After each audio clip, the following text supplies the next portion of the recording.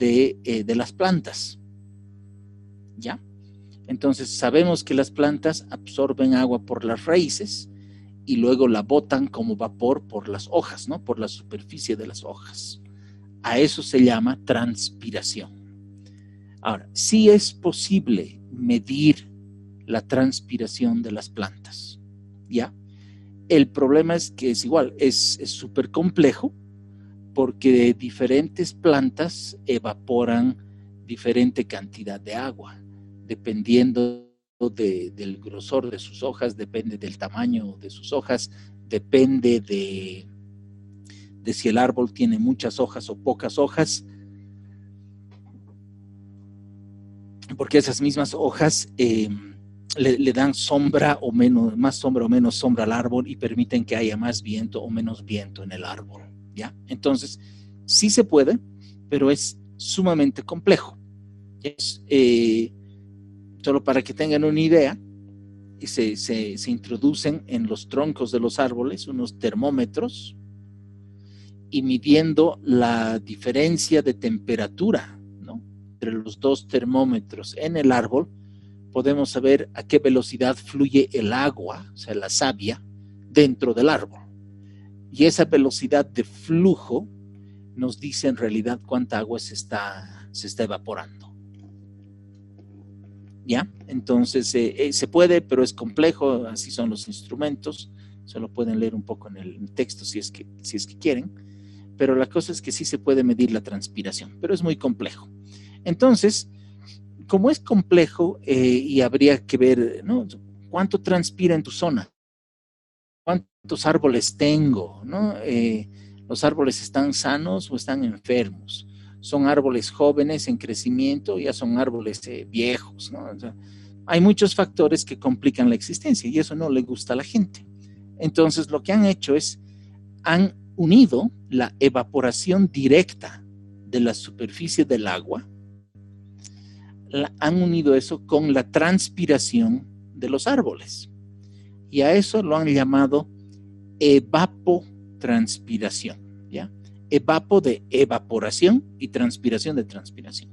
Entonces, la evapotranspiración es la cantidad de agua que se libera hacia la atmósfera, ¿no?, por esta evaporación directa de cuerpos de agua, pero también por la transpiración de las plantas o del suelo.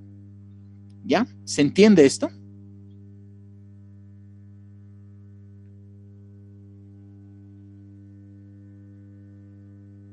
¿Se entiende esto? Sí, sí. Bien, bárbaro. Entonces, existen 3 tipos de evapotranspiración. ¿Ya? Existe la evapotranspiración potencial, existe la evapotranspiración referencial y existe la evapotranspiración real. Ahora, ¿qué significa cada una de estas? Acuérdense, pondremos el ejemplo, el ejemplo inverso. Acuérdense de este ejemplo. Si ustedes están, ¿no?, mediodía, ¿no?, 12:30, terminan de jugar su partido de voleibol, de básquet, de fulbito, ¿no? Está haciendo un sol bárbaro. Y yo les digo, ok, ¿cuánta agua pueden tomar después de ese partido? ¿No? Cuando hace mucho calor. Termina el partido, ¿cuánta agua pueden tomar? Si les doy una botella de 1 litro, ¿se la pueden tomar esa botella enterita? Sí. Sí, sí. ¿Sí? Ok, entonces si les doy 1 litro, pueden tomar ese litro. Pero ¿qué pasa si solo les doy un vasito de agua? ¿Cuánto van a tomar?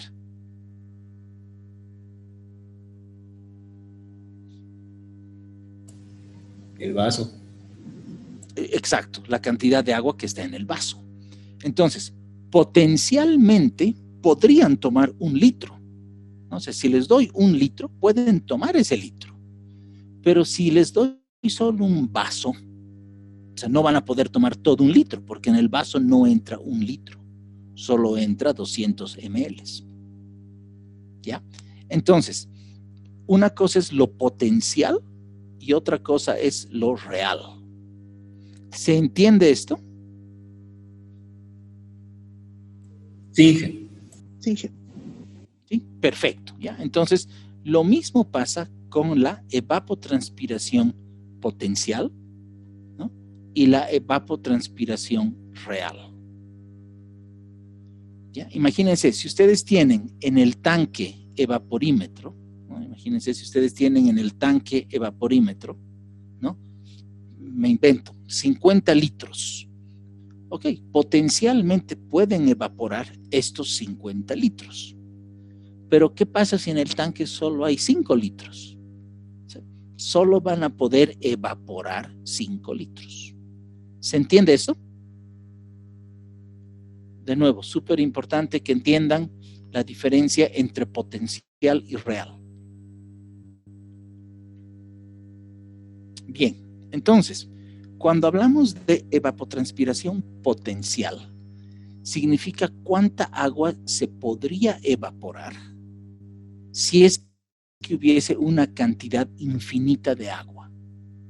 Entonces, claro, si yo saco agua y saco agua, ¿no? Siempre le lleno de agua a nuestro tanque evaporímetro, ¿no? Por supuesto que el agua va a seguir evaporándose, ¿ya? Entonces, no se olviden, evapotranspiración potencial considera que hay una cantidad infinita de agua. En cambio, la evapotranspiración real simplemente considera, o sea, ve cuánto se puede evaporar, pero sabiendo que en la vida no hay una cantidad infinita de agua. ¿Se entiende esto?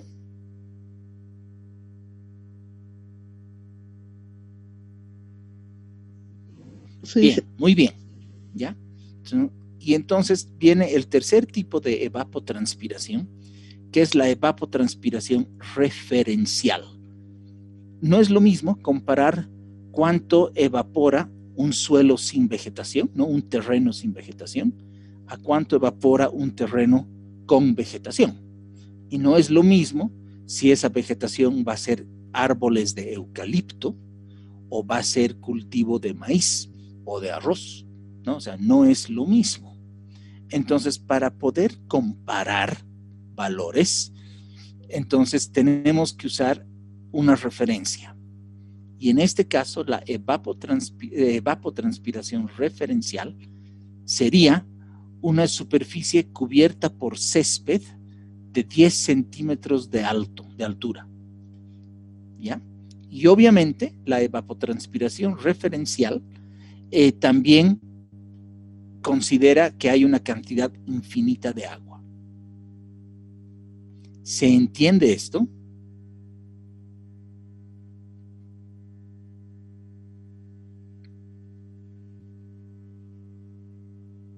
Sí, jefe. Sí, perfecto. Bien, entonces, si hacemos unas gráficas de la evapotranspiración potencial y real, entonces vamos a empezar con esta gráfica de la izquierda. Podemos hacer así para que lean lo que está al pie también, ahí. Entonces, fíjense cómo esta gráfica nos muestra, y lo vamos a resaltar. Primero vamos a dibujar la lluvia, ¿no? Fíjense, sabemos que en enero llueve, junio, julio llueve muy poco, ¿no? Junio, julio llueve muy poco, y de ahí va subiendo de nuevo, ¿no? Hacia diciembre y enero que llueve más, ¿ya? Sabemos eso. Bien. Ahora veremos la evapotranspiración potencial, ¿ya? Fíjense, ¿cuándo creen que se evaporaría más, ¿no? Más agua? Si están en una época cuando hace mucho calor, ¿ya? Y sacan un platito de agua, ¿se va a evaporar rápido o se va a evaporar lento?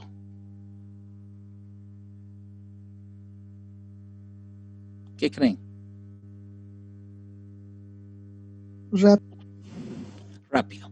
En cambio, si está lloviendo y hay humedad en el aire y ustedes sacan el platito de agua, ¿se va a evaporar lento o se va a evaporar rápido?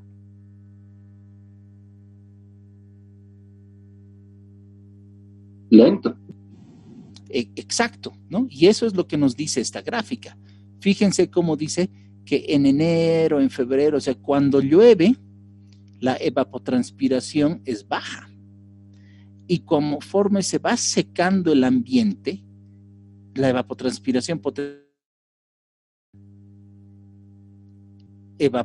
a evaporar, ¿no? Evapotranspirar más.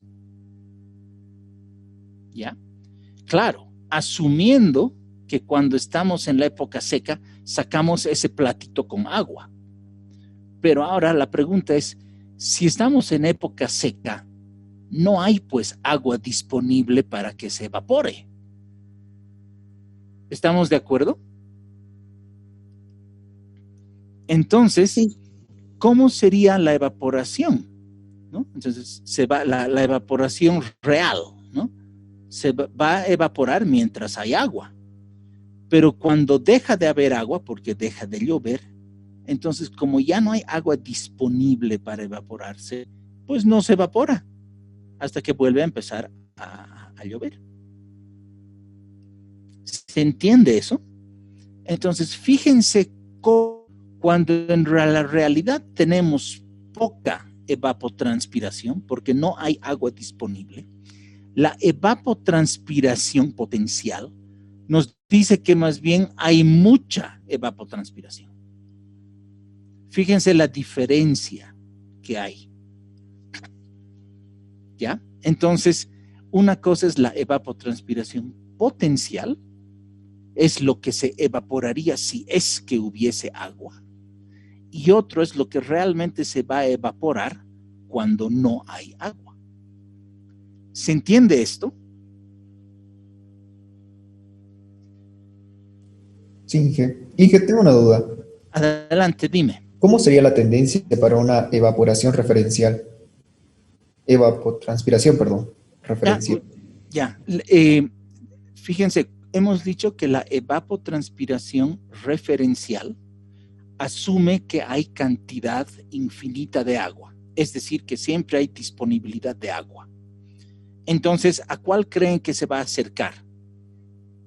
¿A la evapotranspiración potencial o a la evapotranspiración real?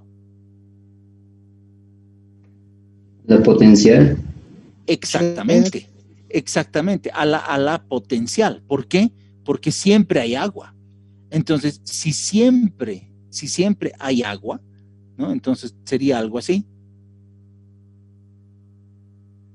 Porque siempre hay agua. Esto va a bajar un poco cuando llueve, porque si llueve hay humedad en el ambiente, entonces ya no va a evaporar tanto. ¿Se entiende eso?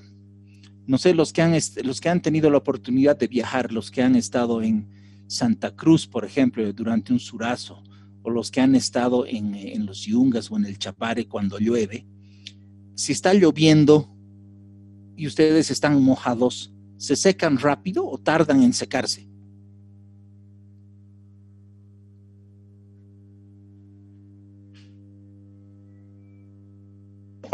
Rápido. No, al revés, ¿no? Si está lloviendo y ustedes están mojados, no se secan rápido. Si deja de llover, ahí recién se secan rápido. Y eso es porque cuando hay humedad en el aire está saturado con agua, no hay caso de que se evapore, pues porque ese vapor de agua, ¿dónde va a entrar? Al aire, si el aire está saturado de por sí en vapor de agua por la lluvia, ¿no? Entonces, esos son ejemplos de esto, ¿ya? Bien, ahora, esta gráfica que hemos visto, que hemos analizado ahorita, la de la izquierda, esto es lo que pasa en zonas áridas, semiáridas, ¿ya? Esto es lo que pasa en zonas áridas y semiáridas.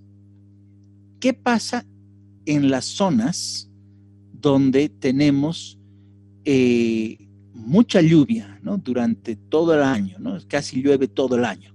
por ejemplo, el Chapare o los Yungas. Fíjense la gráfica, ¿no? Tenemos la precipitación, que llueve, ¿no? Hay muy poca variación, pero siempre hay precipitación, ¿no? Tenemos la evapotranspiración potencial, en este caso. Fíjense cómo la potencial nos va a decir lo mismo que la izquierda, ¿no? O sea, en la época seca vamos a tener más evaporación, porque es un poco más seco, pero en la realidad, ¿no? ¿Qué va a pasar con la evapotranspiración real? Fíjense cómo en una zona como el Chapare o como los Yungas llueve seguido, entonces hay disponibilidad de agua. Y entonces, como hay disponibilidad de agua, fíjense cómo la evapotranspiración real tiende a ser similar a la potencial. Por supuesto, porque la potencial dice que tiene que haber agua infinita, ¿no? Tiene que haber disponibilidad de agua. Y la evapotranspiración real en un lugar donde llueve, si llueve harto, entonces hay disponibilidad de agua.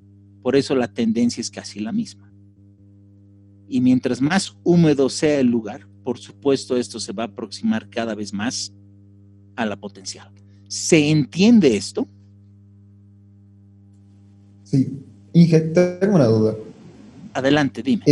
Para la tendencia de la precipitación, ¿por qué no sería igual que del primer gráfico? Ya que en diciembre es mucho menor que en el primer gráfico. Ok. La gráfica de la izquierda hemos dicho que responde a una zona árida semiárida, ¿ya? En una zona árida semiárida, como es el Alto, acuérdense que lo fuerte de la lluvia está, ¿no? Hemos dicho que estaba en diciembre, en enero y febrero, ¿sí? O sea, la lluvia fuerte está en esos meses. La gráfica de la derecha, hemos dicho que corresponde a una zona como los Yungas o el Chapare. Eso significa una zona tropical húmeda. Y fíjense cómo la precipitación no es tan marcada en una zona tropical húmeda, ¿no? Fíjense cómo en una zona tropical húmeda llueve casi lo mismo durante todo el año. Incrementará un poquito en ciertos meses, ¿no? Pero normalmente llueve lo mismo. No sé si alguno de ustedes o ha podido estar harto tiempo en los Yungas o por el Chapare. ¿Llueve todo el año o no llueve todo el año?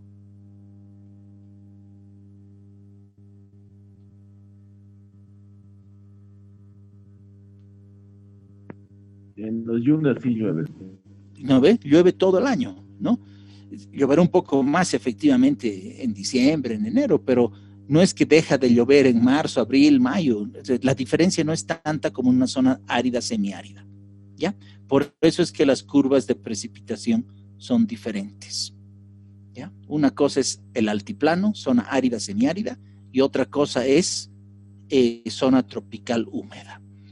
¿Responde tu pregunta?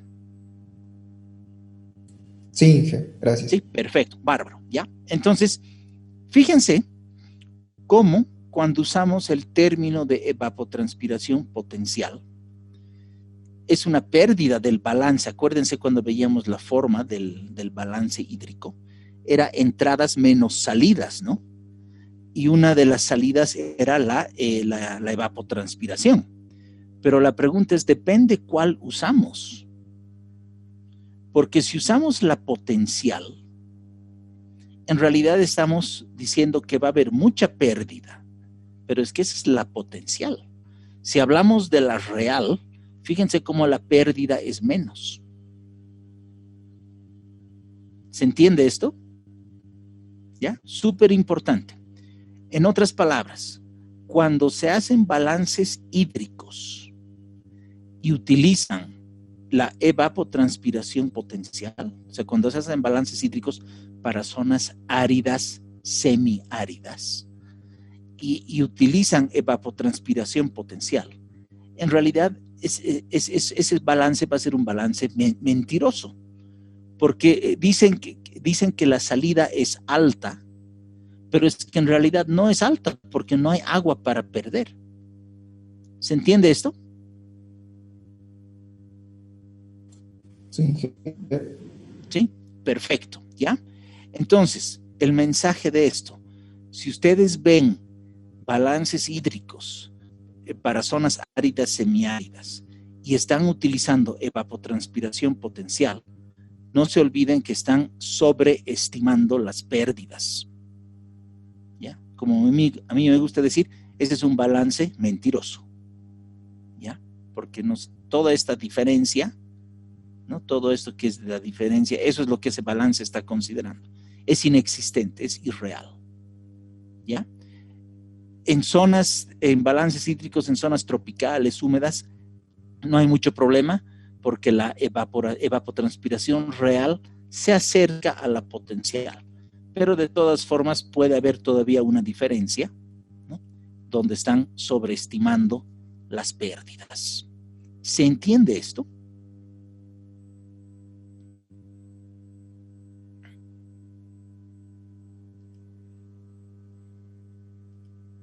¿Se entiende eso? ¿Ya? Ok.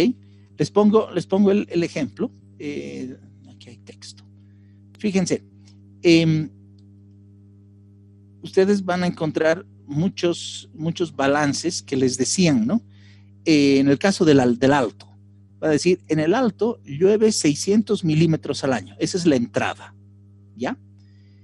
Pero la evapotranspiración es de 1200, ¿no? Evapotranspiración potencial, ¿no? Dice, es de 1200. Entonces, el balance hídrico me da menos 600.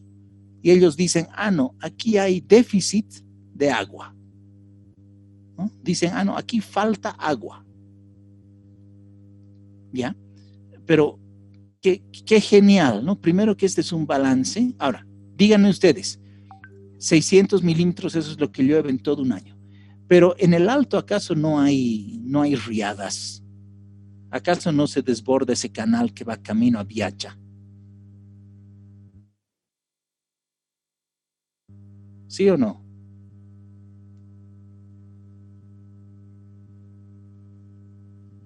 Vamos, ¿alguien ha visto los ríos en el alto en la época de... ¿En la época de lluvia? ¿Sí? Ok. Entonces, ahora, si yo les digo, en el alto hay déficit de agua, cuando ustedes saben que los ríos ahí se desbordan, ¿qué les estoy diciendo? ¿Verdades o mentiras?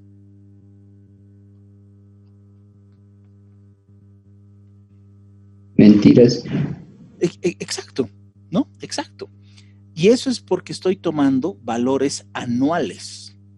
¿Ya? Ahora, esto se hacía antes, se hacía el siglo pasado, porque solo habían datos anuales y solo se podía calcular la evapotranspiración potencial. Hoy en día ya hay técnicas y hay tecnología que nos permite calcular la evapotranspiración real.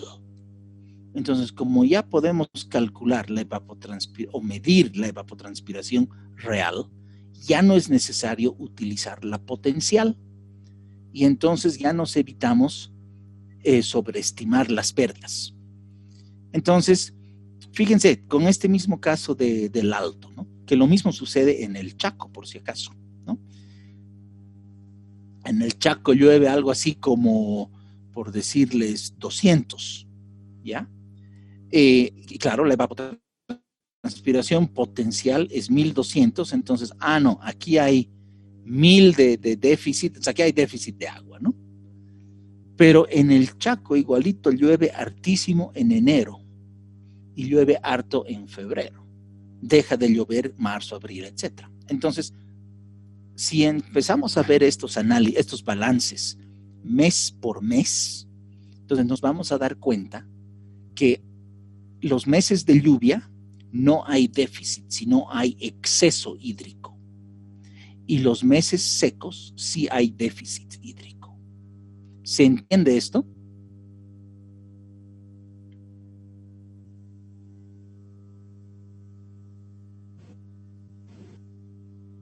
Dije, ¿qué dijo en los meses secos? Perdón, no escuché esa parte. Ok. No, sí, no se olviden, llueve en los meses de lluvia, obviamente. Entonces, ahí no hay déficit hídrico, porque llueve más de lo que se evapora, de lo que se evapotranspira, ¿ya? En los meses secos, cuando no llueve, obviamente ahí sí puede haber déficit hídrico, porque se va a evaporar, si es que hay agua, se va a evaporar más. ¿Ya? Entonces, fíjense cómo si hacemos un análisis anual, podría ser un lugar de déficit hídrico.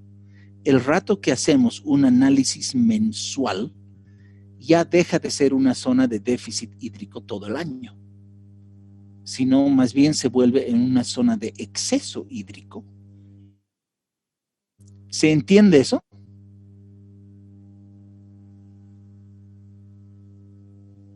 Sí, sí. Sí, perfecto. Fíjense, otro detalle. Ustedes sabían que en el Chaco, ¿no?, que es la zona más seca del país, las ciudades, unidades que se quejan de sequía en la época seca, son las mismas comunidades, ¿no?, las mismas ciudades o los mismos pueblitos que se quejan de inundaciones en la época de lluvia. ¿Sabían eso? Y la pregunta es, ¿por qué? ¿Cómo explicamos que las mismas ciudades que se están quejando de sequía se están quejando en la época de lluvia de riadas e inundaciones?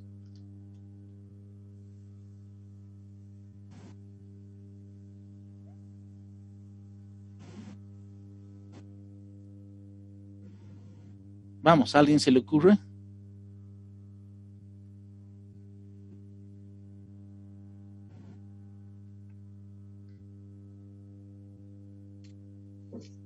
Por lo que nos explicó, dije que sus épocas secas hay déficit y en sus épocas húmedas hay un exceso, entonces se inundan. Exacto, ¿no? Exacto. Entonces, llueve mucho en la época de lluvia y se inundan. Y obviamente no llueve nada en la época seca y por eso padecen de sequía. Entonces, si te sobra agua en la época de lluvia y te falta agua en la época seca, ¿ustedes qué solución dan a ese problema?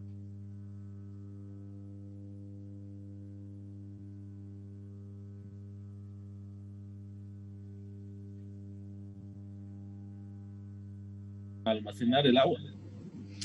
Exactamente, exactamente, ¿no?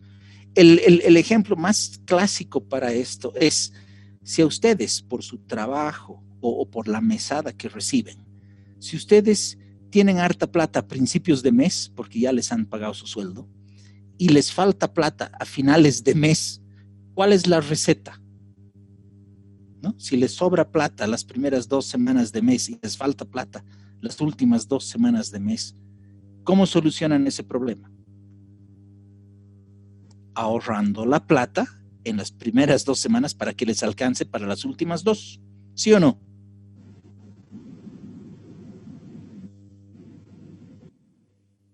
Perfecto. Entonces sucede exactamente lo mismo con el agua, ¿no? Sucede exactamente lo mismo con el agua. Y entonces, en la ciudad del Alto, en la ciudad de La Paz, ¿cómo hemos solucionado este problema de que hay mucha agua en la época de lluvias y falta agua en la época seca? Hemos construido las represas. Por eso tenemos hartas represas, ¿no? En el Chaco, que justo está ¿no?, terminando el subandino, en la llanura chacobeniana, entonces ahí no pueden hacer represas porque ya están en la llanura, ¿no? Pero lo que ahí pueden hacer es construir unos tanques y almacenar, llenarlos de agua en la época de lluvia y hacerse durar esa agua hasta la siguiente época de lluvia. Y eso es lo que se está haciendo ahora en el Chaco. Se construyen unos tanques, algunos le llaman aljibes, otros simplemente les llaman cisternas, ¿no? Y lo que hacen es, los llenan de agua en la época de lluvia, le echan su cloro para que el agua no se arruine y se hacen durar esa agua hasta el siguiente mes de septiembre, que vuelve a llover. ¿Se entiende esto? ¿Ya? Perfecto. Entonces, no se olviden, porfa.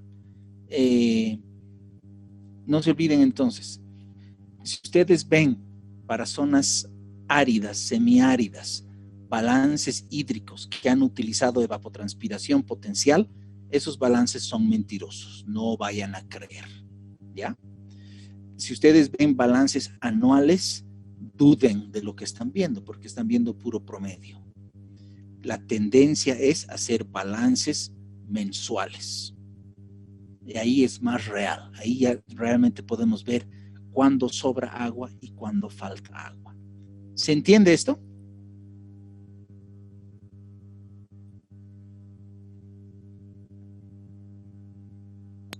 Sí. Bien, súper. Entonces, en el texto ya van a poder leer ustedes con qué fórmulas se calcula la evapotranspiración potencial, con qué fórmulas se calcula la evapotranspiración real, con qué fórmulas se calcula la evapotranspiración, he dicho potencial, entonces la real, ¿no? Y la tendencia es, ya les digo, a hacer balances hídricos con evapotranspiración real, ¿ya? Ya no potencial, dejemos eso para los antiguos. Ahora, generación nueva, balances hídricos con evapotranspiración real y balances mensuales. ¿Alguna pregunta hasta aquí?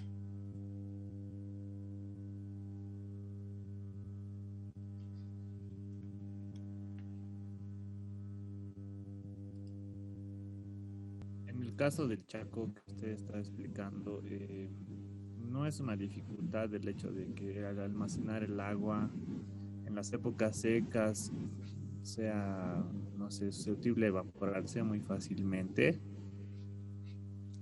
Sí. El asunto es el siguiente. Si ustedes tienen una piscina donde el espejo de agua, ¿no?, la superficie del agua está expuesta, por supuesto que el agua se va a evaporar. Pero ¿qué pasa si esa piscina es cerrada? ¿Qué pasa si ya se vuelve un tanque? El agua ya no se evapora porque está dentro del tanque. Y en el Chaco lo que se hace es, se almacena el agua, por eso en las cisternas y los aljibes en realidad son que tienen una llave. Entonces cuando quieren agua, abren la llave y entonces sale el agua que necesitan. Dejan de usar, ya no necesitan el agua, la cierran. Y el agua dentro de los aljibes, ¿no?, o dentro de las cisternas ya no se evapora. ¿Responde tu pregunta? Sí, gracias. Perfecto, bárbaro. Entonces, los que se vayan, solo para que vean, ¿no?, los que se vayan dedicando a esto de aguas y algún rato vayan a trabajar con hacer balances hídricos, me confirman si están viendo, por favor, una pantalla azul. Sí. Perfecto. Sí. La FAO, la FAO, ¿no?, que es la Organización Internacional de Alimentación, de Comida y Alimentación, ellos han sacado un manual, ¿no?, que es justamente el manual número 56, ¿ya? Y esto justamente enseña a calcular la evapotranspiración, ¿ya? Pero dice del cultivo, en otras palabras es la referencial, ¿ya? Entonces acá están algunos de los parámetros, ¿no?, iniciales que se usan para calcular esa evapotranspiración, solo para que vean, ¿no? Es un manual de 322 páginas, con eso ya viendo todo, ¿no? Solo para que vean un par de cosas. Lista de figuras, cuadros. Bien. Ya hay ejemplos y todo, ¿no? Es un manual que justamente enseña. Entonces, obviamente va a empezar con una parte de teoría. Bien, ahí están los acrónimos. Y ahí empieza, ¿no? Introducción a la evapotranspiración, es un poco lo que hemos visto ahora, ¿no? ¿Por qué se da la evapotranspiración? Ahí hay algunas gráficas, ¿no? Y lo que quiero que vean acá, solo para que tengan una idea de cómo funciona esto. Creo que está aquí.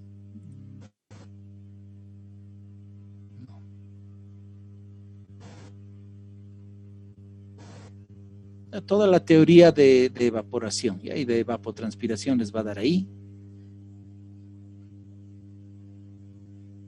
Penman-Monteith, que eso es lo importante. Ahí está, ¿no? Fíjense, esa es la fórmula para encontrar la evapotranspiración referencial, ¿ya?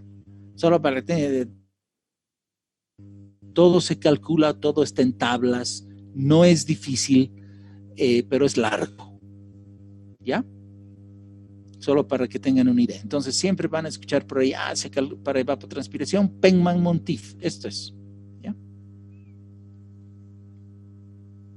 Bien, eso quería comentarles solo para que tengan una idea de cómo funciona esto de la evapotranspiración y los que se dediquen a hidro en algún momento van a tener que hacerlo, ¿ya? Bien, súper. Si no hay preguntas hasta acá, pasamos al siguiente parámetro, que es un parámetro importante, que es la escorrentía superficial, ¿ya? Entonces, esto ya es el agua que fluye. Y entonces, antes de entrar a esto, ¿ya? Acuérdense de geomorfo y les pregunto, ¿qué diferencia hay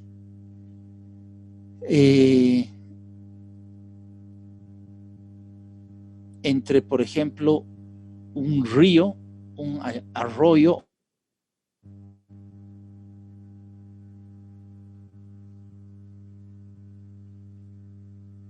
Las dimensiones, arroyo es más pequeño y el río es más grande. Ya, ¿qué significa pequeño? ¿Menos ancho? ¿Más largo? ¿Menos largo? Menos ancho, Inge. A ver, ¿alguien más quiere decir algo?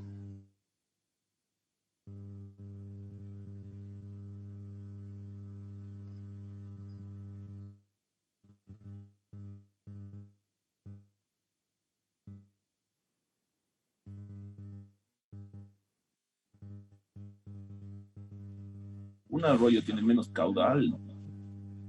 Exacto, muy bien, muy bien. Cuando hablamos de río o de riachuelo o de arroyo, en realidad estamos hablando de la diferencia de caudal, ¿no? O sea, la cantidad de agua que fluye por ahí en determinado tiempo. No se trata de si el río es ancho o si es profundo o si es muy largo, no, ¿ya? Que sea un río o un arroyo o un riachuelo significa que tenga más o menos caudal. Ahora, lo interesante de esto es que si ustedes buscan en los diccionarios técnicos, ¿no? y leen río, por ejemplo, les va a decir es un curso de agua que fluye de forma natural y que tiene caudal considerable. Pero no les da un número, ¿ya? O sea, no dice más allá de 100 litros segundo el río. No dice eso, ¿ya? Solo dice caudal considerable. Y entonces un riachuelo será un curso de agua donde el agua fluye de forma natural con un caudal no considerable, pero tampoco dice cuánto es, ¿ya? Y eso es porque obviamente si estamos en el altiplano, un riecito con poco caudal, ¿no? En una zona seca puede ser considerable, puede ser importante porque estamos en una zona seca. En cambio, si estamos en el, yo qué sé, por ejemplo, para nosotros, el río Choqueyapo, es río porque cuando llueve y demás trae harta agua, pero traigan a alguien a ver del Beni ¿no? O de Pando, y que vea el Choqueyapu, ¿qué va a decir? Va a decir, ah, es un arroyo, porque tiene poca agua para él, porque él ve el Amazonas, ¿no ve? ¿Se entiende? ¿Se entiende por qué no han dado un número y solo han dicho caudal considerable? ¿Se entiende por qué el caudal puede ser considerable en un lugar, pero en otro ese mismo caudal puede ser no considerable? Sí, sí, está bien. ¿Se entiende? Perfecto, súper, ¿ya? Entonces, esa es la diferencia entre río, arroyo, ¿no? Ok, quiero aprovechar para mostrarles justamente lo que estamos hablando acá. Aquí está, a ver, creo que es este. ¿Me confirman si están viendo, por favor? Sí, perfecto, ¿ya? Este es un, fíjense, es hidrogeología. Déjenme ver un ratito si esto es... Sí, este es parte de un libro, ¿ya? Que se ha hecho. Y fíjense, ¿no? Dice hidrogeología del arroyo Bahía, Cobija Pando. ¿Ya? Y esto lo ha hecho, por si acaso, lo hemos hecho con Sergio Min, en ese entonces era Sergio Tecmin. ¿Ya? Pero aquí lo interesante es que, fíjense, tenemos la cuenca. Ahí está la cuenca de lo que sería el arroyo Bahía, ¿ya? Pero lo interesante es que fíjense cómo, ¿dónde está el puntero? Fíjense cómo, fíjense cómo por medio de la cuenca pasa la frontera entre Brasil y Bolivia, ¿no? Esta es la frontera de Brasil y Bolivia. Entonces, fíjense cómo en la parte alta de la cuenca, en realidad está Brasil, ¿no? Y en la parte media a baja está Bolivia. Entonces, si Brasil hace algo con estas aguas, ¿no? Digamos que las hace una represita o las usa, significa que menos agua va a entrar a Bolivia. ¿Se entiende esto?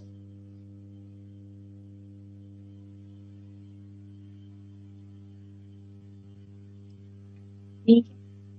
Sí, perfecto. ¿Ya? Entonces, ahí está la cuenca. Esto es más o menos lo que teníamos en la...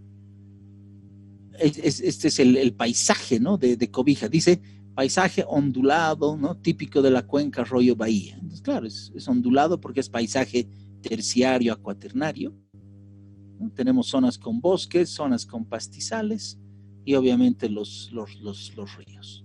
¿Ya?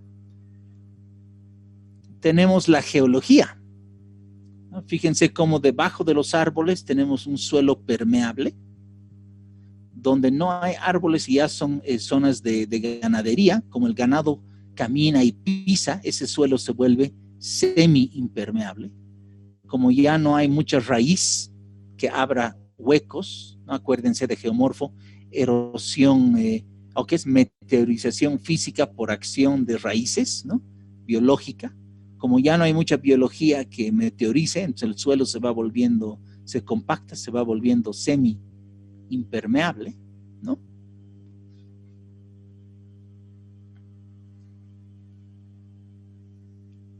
En términos de geología, tenemos esto, ¿no? Fíjense cómo tenemos en las partes altas los bosques, ¿no? Entre Bolivia y Brasil. Fíjense el buzamiento de las formaciones. Fíjense cómo las rocas que están en el lado boliviano están en la parte baja del buzamiento, ¿no? La parte alta del buzamiento, en el afloramiento, están en Brasil. Eso significa que en términos de agua subterránea, el agua se infiltra en la parte alta. Acuérdense, decíamos que donde hay bosques el agua se va a infiltrar ahí. Y entonces lo que se infiltra en el Brasil pasa a Bolivia. ¿Ya? Y si entonces Brasil deforesta los bosques, ellos aumentan su escorrentía superficial, pero reducen la infiltración. Y si se reduce la infiltración, significa que menos agua subterránea va a entrar a Bolivia. ¿Se entiende eso? Y en el caso de Cobija, Cobija se alimenta, la ciudad de Cobija se alimenta sacando agua de un río, justamente el arroyo Bahía. Pero fíjense cómo el arroyo Bahía es un río de ganancia, o sea, recibe agua subterránea. Y el agua subterránea viene del Brasil, porque ahí están los bosques y la zona de infiltración. Entonces, si Brasil, esta es su zona boscosa, la convierte en zona de ganadería, deja de haber infiltración. Si deja de haber infiltración, hay menos agua subterránea, por lo tanto, menos agua sale al río o al arroyo, de donde Cobija se alimenta, y entonces Cobija se queda sin agua. ¿Se entiende el problema?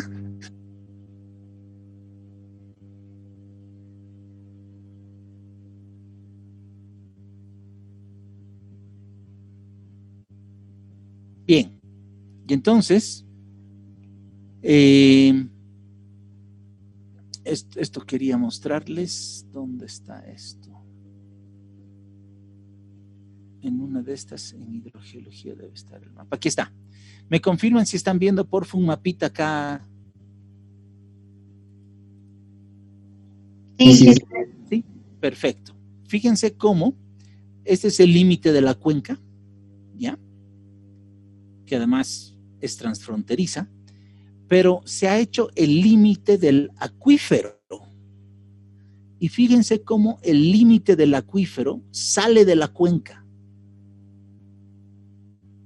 ¿no?, hacia el lado de Brasil.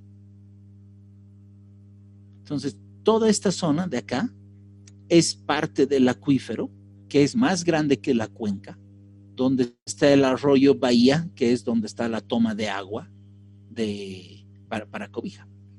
Entonces, si queremos garantizar la fuente o proteger, ¿no?, garantizar que Cobija tenga agua, tenemos que cuidar el arroyo Bahía. Pero eso significa que Bolivia no puede hacerlo solo, tiene que hacerlo con el Brasil, porque las aguas vienen del Brasil, especialmente las aguas subterráneas. Si Brasil contamina esta parte del acuífero, indirectamente está contaminando la fuente de agua de Cobija. ¿Se entiende esto?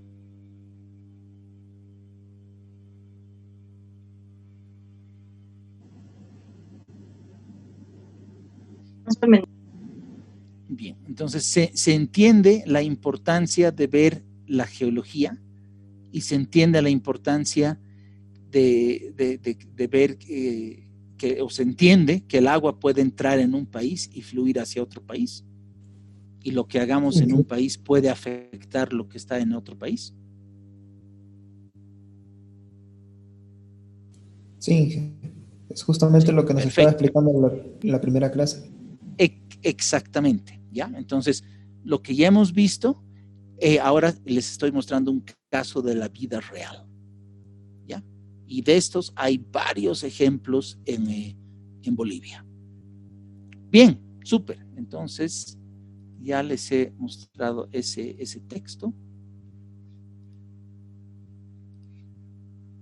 Y entonces vamos a hablar ahora sobre la escorrentía superficial. La escorrentía superficial hemos dicho que es el agua que fluye, ¿no?, a manera de riachuelos, de ríos y demás. Ahora, fíjense cómo el agua superficial, ustedes ven en los ríos, fluye rápido, ¿no?, a diferencia del agua subterránea que fluye lento. El agua superficial puede fluir litros por segundo, ¿no?, metros cúbicos por hora. En cambio, el agua subterránea puede fluir a centímetros por día. Imagínense, si ahorita vamos al Choqueyapu, el agua en el Choqueyapu puede fluir por segundo, ¿no?, 1 o 2 o hasta 3 metros por segundo. En cambio, el agua subterránea va a fluir yo qué sé, 1 metro por día, ¿no? Incluso pueden tener algo así como yo qué sé, 3 milímetros por día, dependiendo de la litología, ¿ya? Entonces, es importante para nosotros, es importante para nosotros poder medir a qué velocidad fluye el agua y qué caudal fluyen por esos ríos, ¿ya? Y entonces a eso se llama, a esa medición de la cantidad de agua que fluye en los ríos se llama aforo, ¿ya? Entonces, cuando escuchen hay que aforar la cantidad de agua, tenemos que, lo que nos está diciendo es que tenemos que medir la cantidad de agua que pasa por ahí. Y hay varias técnicas. No sé si ustedes han visto en alguna materia hasta ahora, tal vez en minas, o no sé si ya han pasado geología ambiental. No sé si han visto en alguna materia cómo medir el caudal en un río, cómo aforar el caudal.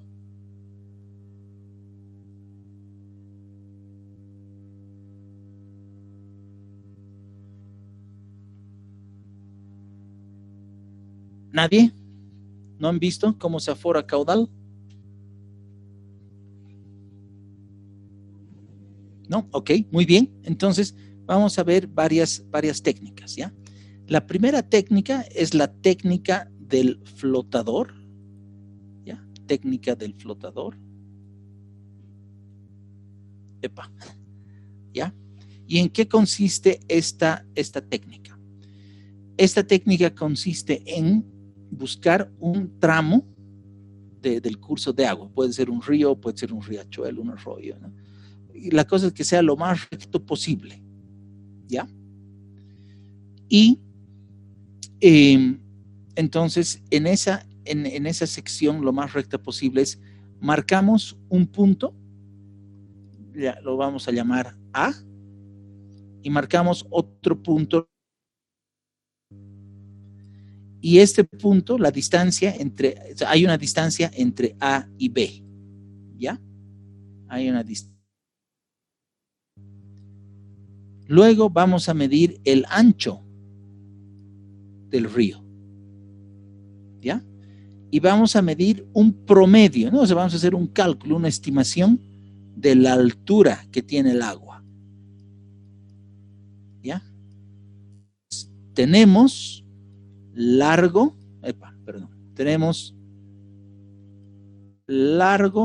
por, ¿no? Ancho por profundo, ¿ya? Eso, si lo expresamos en metros, entonces al final vamos a tener unidades de metros cúbicos. ¿Se entiende esto? Sí, ya está bien. Perfecto. Y entonces lo que hacemos es soltamos un objeto, ¿ya? El agua fluye en este sentido, ¿no ve? Perdón la flecha tan grande. Pero soltamos un objeto en el río, aguas arriba. Y entonces va a fluir con el agua y cuando esté justo sobre la línea del punto A, empezamos a cronometrar. Y ese objeto va a fluir hasta llegar al punto B. Y entonces dejamos de cronometrar. Y entonces lo que hemos hecho es, tenemos un volumen de agua en cierto tiempo. Segundo. Y cuando tenemos volumen sobre tiempo, eso es igual a caudal. ¿Se entiende la técnica? Entonces, se busca un estrecho largo de río, ¿ya? Se marca un punto A, un punto B, y sabemos a qué distancia está uno del otro. Medimos, ¿no? Medimos esa distancia. Medimos el ancho del río y medimos la profundidad del río, y con eso tenemos un volumen en metros cúbicos. De ahí soltamos un objeto y vemos que en cuánto tiempo llega de este punto A al punto B. Y eso es el tiempo. Por ejemplo, para hacerlo rápido, aquí hay. Imagínense que tenemos, nos inventaremos un largo de 3 metros, ¿ya? Por un ancho de 1 metro, ¿no? Por un espesor que tenga de 0.2 metros, ¿ya? Entonces, vemos cuánto es eso en metros cúbicos. Entonces, vamos a multiplicar 3 metros por 1 metro por 0.2 metros. Eso nos da 0.6 metros cúbicos. Esa es la cantidad de agua que hay en este rectángulo imaginario que hemos marcado, ¿ya? Soltamos el objeto y claro, si el objeto empezamos a cronometrar cuando el objeto esté en el punto A y llega al punto B, para que de A llegue a B, lo que ha pasado es que todo el volumen de agua que estaba ahí ya ha pasado, ha ido de A a B. Entonces, por eso este volumen es importante. Y si hacemos de cuenta que esto ha pasado en, lo que se nos inventaremos, 3 metros va a ser relativamente rápido. Digamos que pase en 3 segundos, ¿ya? Entonces, ¿qué caudal vamos a tener? ¿Ya? No se olviden, si tenemos 0,6 metros cúbicos, eso lo vamos a multiplicar por 1000 para tener litros, ¿ya? Entonces, eso significa que tenemos acá 600 litros. 600 litros en 3 segundos. Entonces, si dividimos el caudal entre el tiempo, ¿no? Si dividimos la cantidad, el volumen de agua entre el tiempo, vamos a tener caudal. Entonces, 600 entre 3 segundos es 200. Entonces, va a ser 200 litros por segundo. ¿Se entiende cómo hemos hecho esto? Inge, tengo una duda. Adelante, dime. Es con respecto a la profundidad. ¿Se tiene que tomar la profundidad con mayor longitud o hay que hacer un promedio del mayor con el menor? Es un estimado. Si les da para hacer un promedio, saquen un promedio, ¿no? Pero el promedio en la orilla es 0. Entonces, si toman el mínimo va a ser 0. El máximo sea lo que sea y el promedio va a ser la mitad, ¿no? Podría ser. Esto es... La idea es tratar de imaginarse lo más que se pueda, por supuesto, un rectángulo, ¿ya? Para que funcione la fórmula. No sé si eso responde a tu pregunta. Sí. ¿Sí? Ya, perfecto. Entonces, ya esta se llama técnica del flotador porque se bota algo al agua que flote. ¿Ya? Entonces, si esto está flotando en el agua, podemos medir el tiempo que va a tardar ese flotador en llegar desde el punto A hasta el punto B. ¿Ya? Esta es la técnica más fácil que existe para medir caudal. Es aproximada, por supuesto, pero es que es fácil de hacer y es rápida. Entonces, en campo normalmente hacemos unas 3 medidas y luego sacamos un promedio de esas 3 medidas y ese va a ser el caudal de ese curso de agua. ¿Se entiende esto? ¿Alguien no entiende para repetir?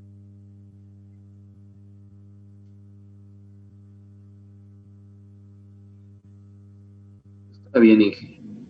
Perfecto, súper, ¿ya? Un par de recomendaciones de esto, ¿ya? He visto que hay gente que si este es el agua, y este es el lecho, he visto gente que por hacerlo bien dice, sí, ¿no? Mi objeto es una pelota de fútbol, una pelota de ping pong, ¿ya? Otros dicen, ¿qué se llama? Que le ponen una rama, ¿no? De un árbol para que flote. Deme 2 segundos. Hay gente que está queriendo entrar y los admitimos. Ya, meta. Entonces, esto está mal, ¿ya? Porque si esto flota, ¿ya? No se olviden que primero el agua fluye más parte de abajo porque hay fricción, fluye más rápido en la parte de arriba, ¿ya? Y si este objeto es muy liviano y para mala suerte tienen viento en contra, entonces la velocidad a la que fluye la rama o la hoja o la pelota de ping pong no va a representar la velocidad a la que fluye el agua, ¿ya? Entonces lo que se recomienda es un objeto, ¿ya? Un objeto que en realidad sea como un iceberg, ¿no? O sea, que flote y no hay problema, pero tiene que tener cierta parte o la mayor parte del cuerpo sumergido. Así entonces va a ser representativo de la velocidad del agua. ¿Se entiende esta recomendación, esta precaución?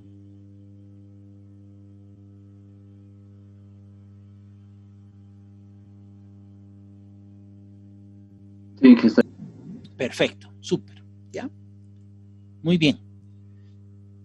Entonces, esa es la técnica del flotador, ¿ya? En el texto que les he pasado está la gráfica, está el procedimiento para que ustedes vean cómo se hace.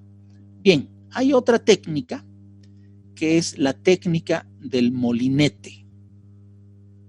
Dice, el molinete es un instrumento, eso, ustedes lo pueden leer, pero básicamente el molinete es esto, es un aparatito que tiene unas aspas, ¿ya? Y esas aspas van a girar con la velocidad del agua, ¿ya? Mientras más rápido fluya el agua, estas aspas van a girar más rápido. Y estas aspas están conectadas a un contador. Entonces podemos saber cuántas vueltas da nuestra hélice, nuestras aspas, ¿no? Cuántas vueltas dan en un minuto, ¿ya? Estos equipos ya vienen calibrados en unas tablas donde nosotros vemos cuántas vueltas da en un minuto y entonces vamos a la tabla y decimos, si esto ha dado, ¿no? Ha dado, por decirles, ¿no? 20 vueltas en un minuto, el caudal es lento, entonces la velocidad del agua es lenta, ya tenemos el valor, ¿ya? Si gira muchas veces, obviamente la velocidad del agua es mayor. Ahora, ¿para qué queremos velocidad?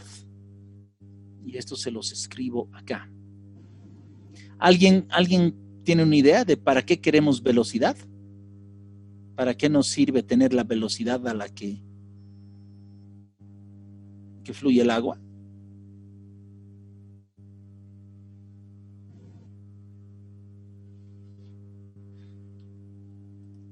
¿Alguien? No se olviden que caudal es velocidad por área. ¿Ya? Caudal es velocidad por área. Exacto, ¿no? Abigail en el chat dice podemos calcular el caudal. Exactamente. Entonces, si medimos el área y tenemos el aparatito, ya nos da la velocidad, pues entonces ya tenemos el caudal. Esto es exactamente lo mismo que hacíamos en el método del flotador, ¿no? Velocidad es distancia sobre tiempo.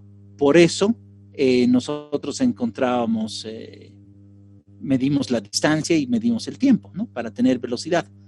Medimos el área y entonces nos da el caudal. ¿Ya? Bien, súper. Entonces, dicho eso, esa es la técnica del molinete. Entonces, fíjense acá. Es exactamente lo mismo, ¿no? Fíjense cómo se ha buscado, ¿no? Fíjense cómo se ha buscado una sección lo más recta posible, ¿no?, del río. Con esto van a medir el ancho y van a medir la profundidad, y con eso ya han hallado el área, ¿no? Ya han hallado el área.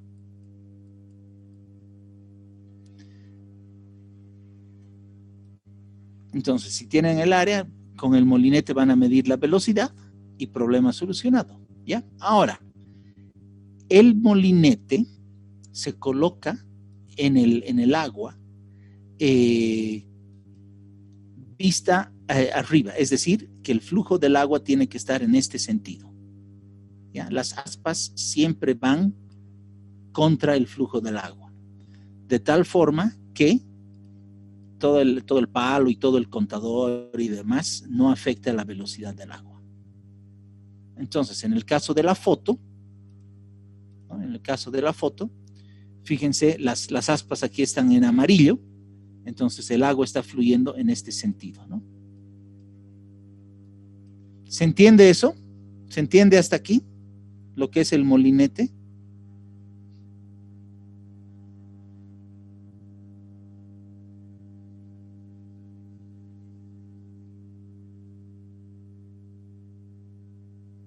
Sí, ¿Se entiende?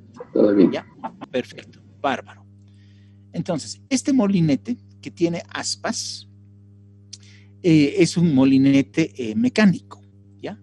Pero también existen molinetes que son electromagnéticos. Fíjense, ya no tienen aspas, ¿ya? Lo que estos molinetes hacen es generan un campo magnético, ¿ya? Acá tiene un emisor y aquí tiene otro emisor. Entonces, lo que en realidad hace es, esto genera un campo magnético, ¿ya? Esto genera un campo magnético y este otro pues mide el campo magnético que se ha generado. Cuando esto se sumerge en el agua, ¿no?, y el agua fluye, ¿no?, en este sentido, ese campo magnético se distorsiona, ¿ya? Ese campo magnético se distorsiona por el flujo del agua, entonces va a ser algo así. No he escogido muy bien el color. Va a ser así. Entonces el aparato puede, ¿no?, puede medir esa distorsión. Y esa distorsión, lo que nos está diciendo es la velocidad a la que fluye el agua. ¿Se entiende esto?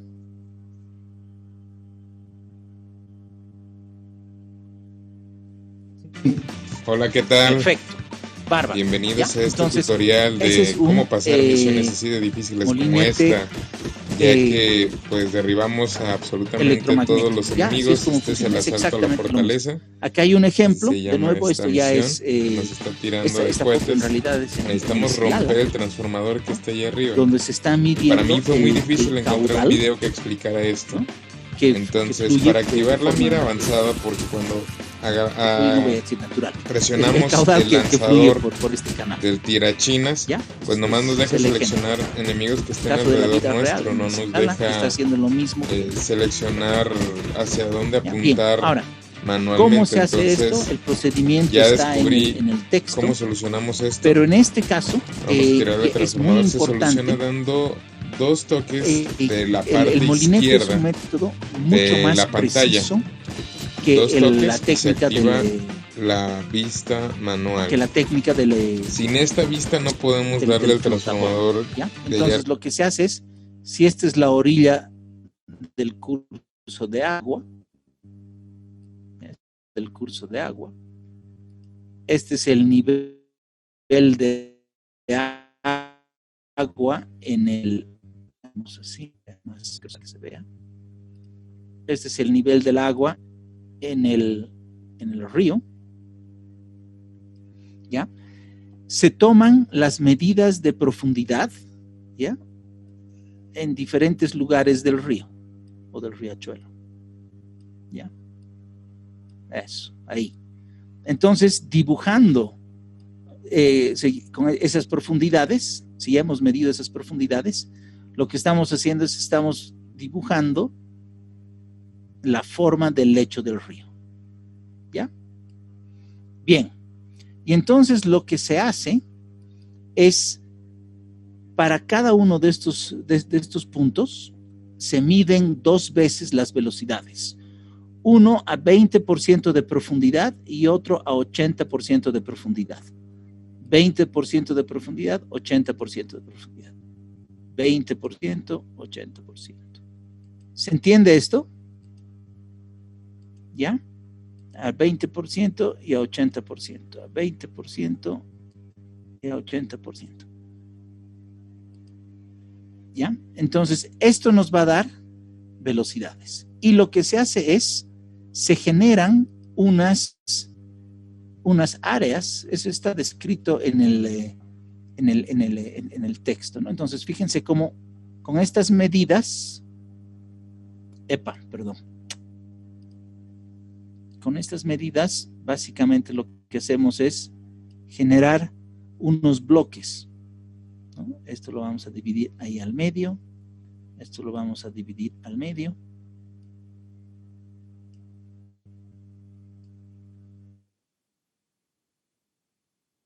Y entonces fíjense cómo la velocidad que hemos medido, esto lo hago con rosado, la velocidad que hemos medido en este punto, por ejemplo, es representativa para toda esta sección. ¿Ya? La velocidad que hemos medido, ojo, para la de arriba, para la de abajo, ¿no? Tiene otra sección. Entonces, esa velocidad es representativa para esa sección. Y sucesivamente, ¿ya? Hacemos eso. ¿Qué otro color puede ser? Con amarillo no sé si se va a ver, ¿no? Esta velocidad, por ejemplo, del 20% del punto 6 va a ser válida para toda esta sección. Y al final lo que hacemos es una sumatoria, una integración, ¿no? De área por su velocidad, área por su velocidad, área por su velocidad. Entonces tenemos caudal, caudal, caudal. Sumamos, integramos todos esos caudales y eso al final nos va a dar un caudal final, ¿no? Puede ser va a ser en litros por segundo. Podría ser también en metros cúbicos, ¿no? Si es mucha agua, metros cúbicos por segundo. Técnica del molinete. ¿Se entiende esto?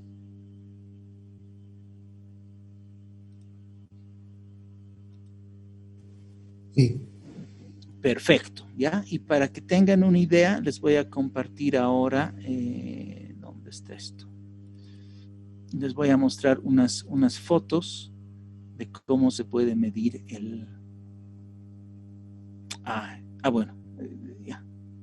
Antes de pasar a las fotos, veremos una técnica más, porque en las fotos hay una foto aparte. Ok, me confirman por favor si estamos viendo mi pantalla que dice técnica volumétrica. Sí, se ve.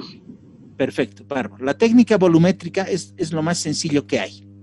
Fíjense en esta foto que está en el texto. Tenemos que tener un recipiente de un volumen conocido. En este caso es un balde, ¿ya? Y en este caso vamos a hacer de cuenta que el balde es de 13 litros, ¿ya?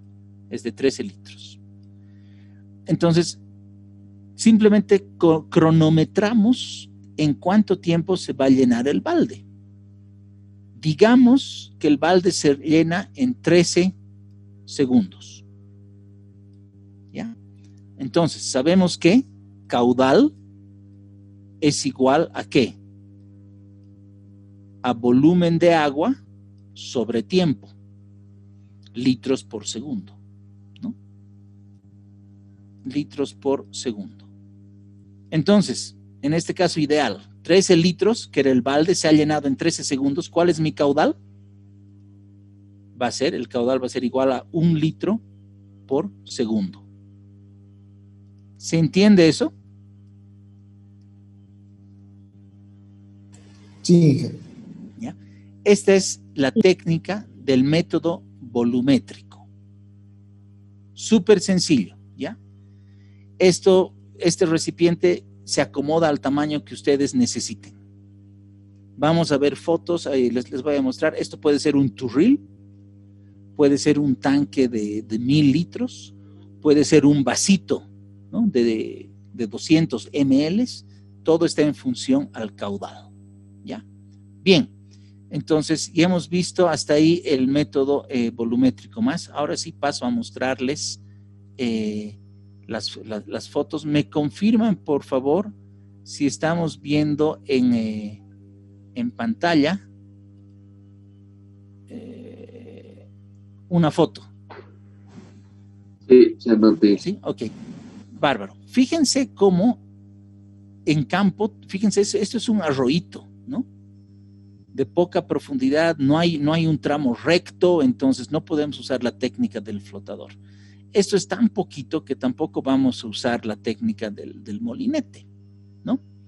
Entonces fíjense cómo el agua, cómo se ha hecho como una represita, cosa que el agua rebalse y fluya por este tubo.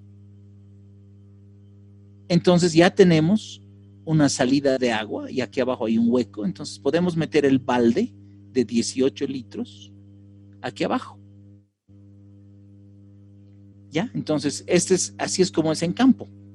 Simplemente tenemos que caminar con nuestro baldecito. Si hay ayudantes, uno de ellos lleva el tubo y problema solucionado. ¿Ya? Método volumétrico. La siguiente foto. Esto, por ejemplo, es con molinete, ¿no? Fíjense, el río es más ancho, profundidad variable, ¿no? Han estirado la wincha para medir a cada metro y tomar las medidas, ¿no? A cada metro. Entonces acá está uno de los ingenieros midiendo, acá está el otro ingeniero anotando, ¿no? Las velocidades a 20% de profundidad y 80% de profundidad, ¿no? Este es un molinete pequeñito. Fíjense cómo está graduado, cosa que cuando se lo meta al río podemos saber qué profundidad tiene y automáticamente calcular el 20% y el 80% de esa profundidad.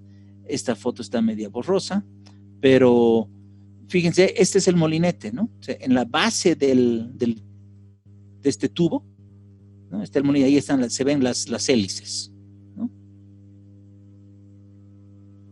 Y ese es el molinete, así sencillito. Entonces acá están ya aforando. Aquellos de ustedes que se dediquen a minería, a medio ambiente, ¿no? a hidro, seguro que en algún momento van a tener que aforar.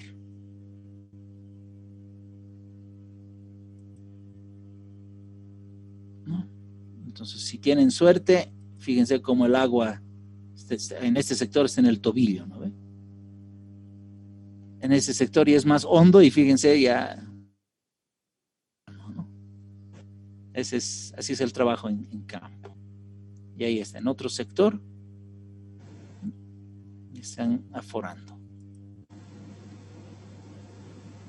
Muy bien, entonces eso quería mostrarles hasta ahí.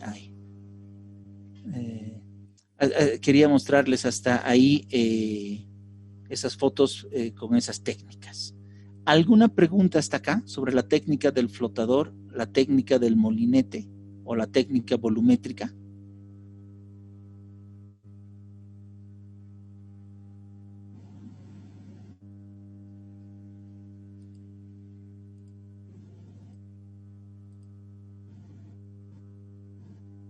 ¿Nada? ¿Se entiende?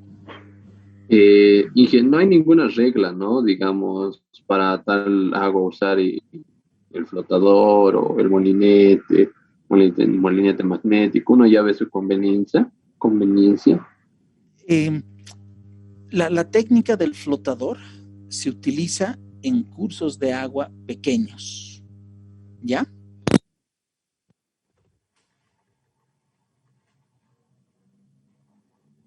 la técnica, o sea, cursos de agua pequeños, donde el resultado no importa si no es muy preciso, ¿ya? Porque es un método aproximado. El molinete, la técnica del molinete se usa para ríos más grandes y donde el valor, el caudal que necesitemos, el valor del caudal, sea más preciso. ¿Ya? Ese sería el primer criterio. Si ustedes realmente están en un proyecto importante y tienen un río ancho donde la corriente de agua varía mucho entre la orilla y el centro, sería un error usar ahí un flotador. Ahí lo correcto es un molinete. ¿Ya? Si están queriendo medir la salida de agua de una mina, por ejemplo, ¿no? De las bocaminas siempre sale algo de agua y queremos saber cuánta agua ácida está saliendo de la mina, sería un error meterle un molinete primero a agua ácida, porque vamos a arruinar el molinete, ¿no? Y segundo, porque es un caudal bajísimo, ¿no? Entonces la precisión no es tan importante. En este caso de la mina es más fácil hacer la técnica del flotador. No sé si eso responde a tu pregunta. Sí, está bien, Inge, gracias. Perfecto. Bien, entonces estamos viendo ahora la tercera técnica, que es la técnica del vertedero. ¿Ya? Técnica del vertedero. El vertedero es una estructura que tranque el agua en algún momento. ¿Ya? Esta foto de la derecha. Tranque el agua. Entonces, el agua se acumula detrás de esta plancha y rebalsa. Y fíjense cómo el vertedero tiene una sección conocida. Les voy a dibujar acá. Fíjense cómo esta plancha en realidad tiene, esta es una B, ¿ya? Esta B tiene un ángulo conocido, ¿ya? Entonces, esto está hecho en laboratorio y está calibrado en laboratorio. En otras palabras, existe una tabla que nos dice que para este ángulo de abertura, ¿ya? La altura que va a tener el agua en ese punto de salida, eso va a ser, por tablas, ese va a ser el caudal. ¿Ya? En otras palabras, se los dibujo esto ya en corte. Si tenemos el vertedero con la abertura acá, el agua, ¿no? Detrás del vertedero va a tener una altura, va a ir bajando hacia el punto de salida y chorrea. Y lo que nos interesa saber es la diferencia, es esta altura de agua, ¿ya?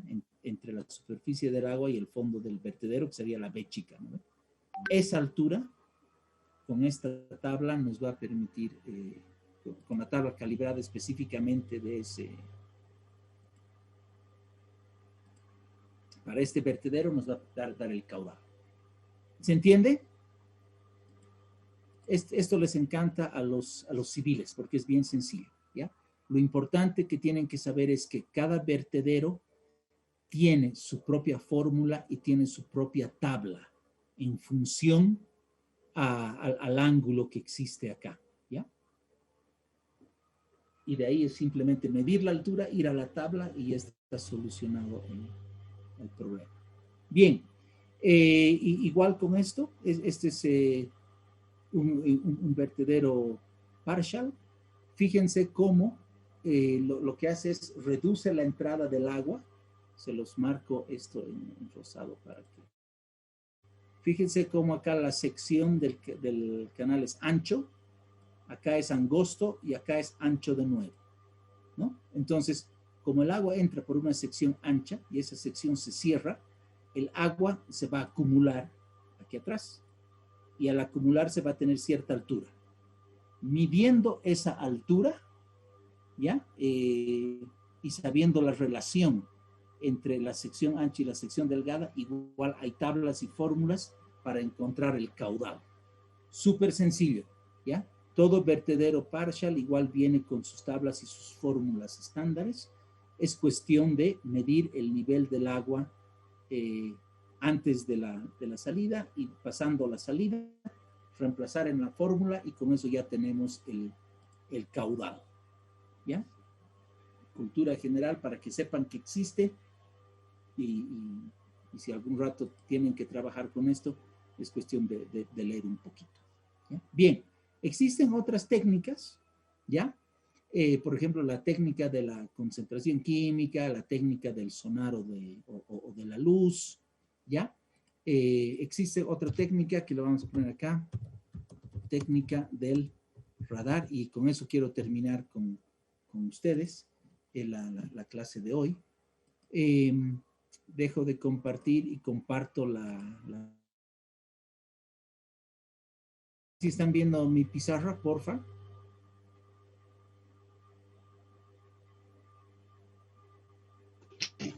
Sí, se ve su pizarra. Perfecto, gracias. Bien, entonces, no sé si se han dado cuenta, si se han fijado cuando están bajando por el río Choqueyapu o el río que está por las Cholas, ¿no? Si este es el lecho del río, ¿no?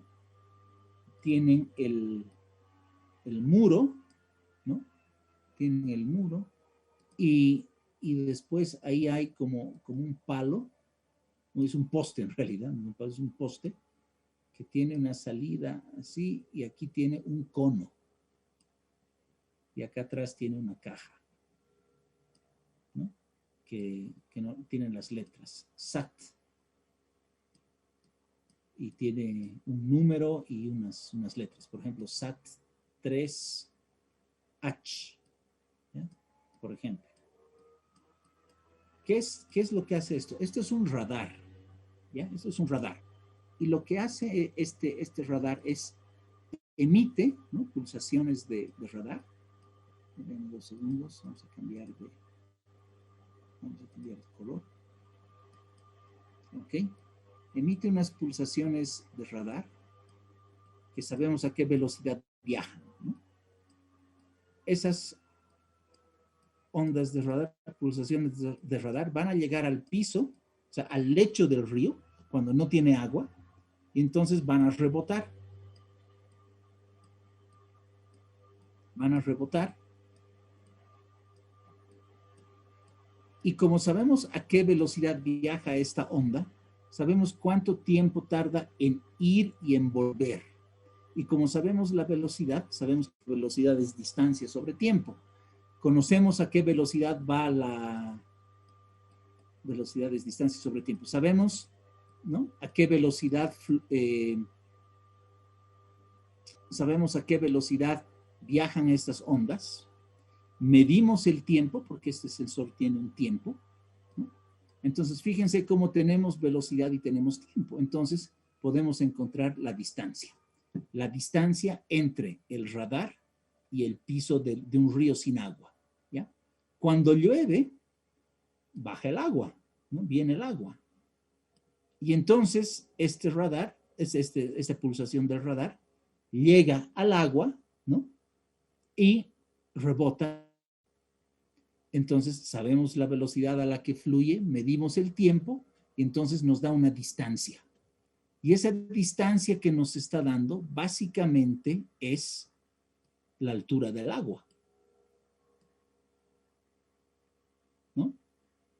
Y si tenemos la altura del agua y en un río tenemos la sección conocida, entonces ya tenemos el área, ¿no?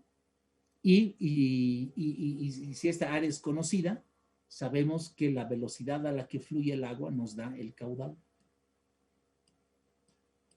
Es el caudal de una sección conocida. ¿Ya? Los que de ustedes vayan a trabajar a la alcaldía, ¿ya? Esto es el sistema de alerta temprana. ¿Ya? En el caso como ejemplo les he puesto H3, este va a ser la estación 3 del río Achumani. ¿Ya? Esto es. Entonces, la próxima vez que estén pasando por el Choqueyapu, por Sehuencoma, por ejemplo, van a ver esto. ¿Ya? Si están por Irpavi, ¿no? Saliendo de Irpavi, yendo hacia la 8 de Calacoto, al lado del río, van a ver esto. ¿ya? En ese caso, obviamente, va a ser IRP, si no me equivoco, ¿no? De IRPAR. También por las cholas van a ver esto. Entonces, esta es otra técnica para medir caudal de agua. Preguntas sobre técnicas de aforo.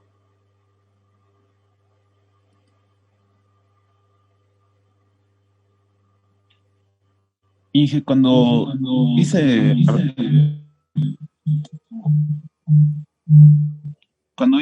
la exposición de Elas en el glaciar de Songo, había otro método, pero no sé si este tendría que ser un método de aforo con una estación limímétrica. Sí, la reglilla, el limígrafo. Es exactamente lo mismo. El limígrafo, fíjense lo que es como una reglita. Ahorita no sé dónde tengo una foto. Les voy a mostrar. Es una regla que te da altura. Entonces, denme 2 segundos. Les comparto el... ¿Me confirman si están viendo de nuevo el vertedero partial? ¿Me confirman si están viendo el texto? Sí, ya. ¿Se acuerdan que decíamos si la sección es conocida y medimos la altura del agua? Entonces podemos saber el caudal. Esto es exactamente lo que hace lo que se hace con el limímetro o la regla limimétrica. Es una reglita, les voy a mostrar fotos de eso, que se coloca en un canal de curso conocido. Y simplemente midiendo la altura del agua podemos saber el caudal. ¿Ya? Igual hay fórmulas. Lo importante para eso es conocer la sección del canal. ¿Ya? Ese es el otro método que en realidad está muy bien. Lo podemos aumentar aquí. Que sea técnica del milímetro. ¿Okay? Les voy a mostrar unas fotos para que entiendan de qué se trata esto. Bien, no sé si hay alguna consulta sobre técnicas de aforo, de caudales de agua.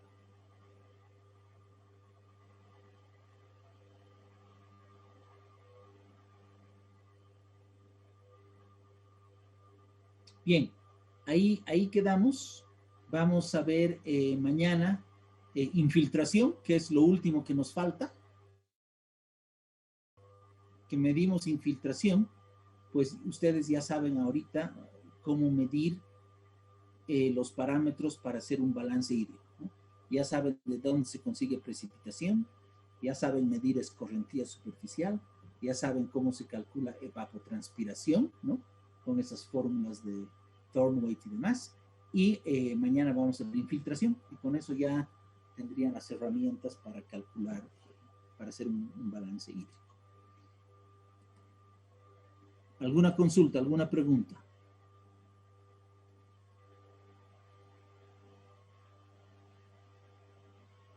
No hay, perfecto. Entonces, como no hay preguntas, quedamos ahí. Nos vemos mañana a las 4 de la tarde. Mañana es práctica, ¿ya? Y entonces, porfa, para mañana,